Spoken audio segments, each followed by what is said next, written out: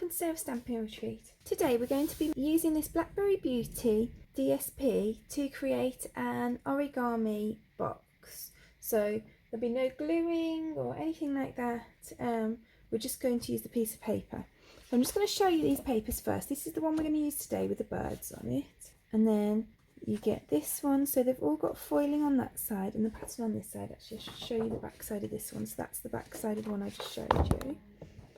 They've all got foiling on one side and a pattern on the other side, and you get 2 each of these. So you get 12 double-sided sheets of paper and 6 designs.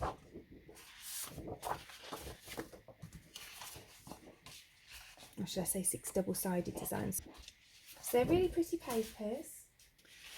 So to start our box today, I'm going to fold this into 4. So I'm going to fold it that way, and I'm going to fold it this way so that I've got quarters on it. I'm going to open it out, and I'm going to fold the corners into the middle.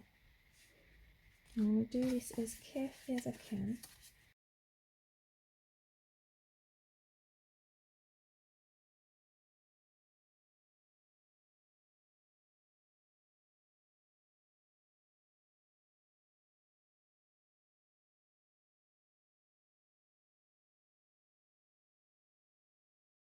Then I want to fold that into thirds, so I'm just measuring this on here.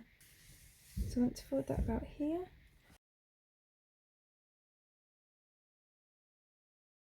And just there.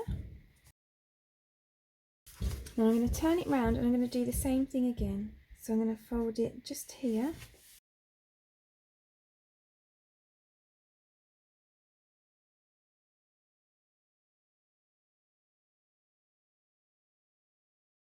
And here. So I folded it in 3 on both sides. So now I'm just going to open these 2 ends, so I've got it sitting like that. And then I'm going to fold up the sides, so just the middle square. Can you see? So I've got the sides and the middle square is on the bottom. And then I'm going to push in these corners like that, so they can go one in front of the other, like that. And it goes quite naturally. And then this one folds over there and folds down the bottom. So do you see how that's holding that in place? So I'm just going to make that nice and make sure the folds are nice and stiff on the sides. And I'm going to turn it around and I'm going to do exactly the same again. I'm just pushing these 2 in.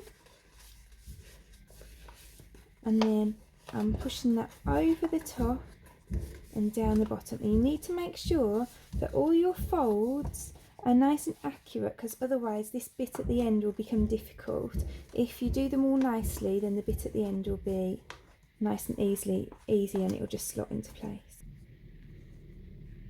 And then there it is, our cute origami little box.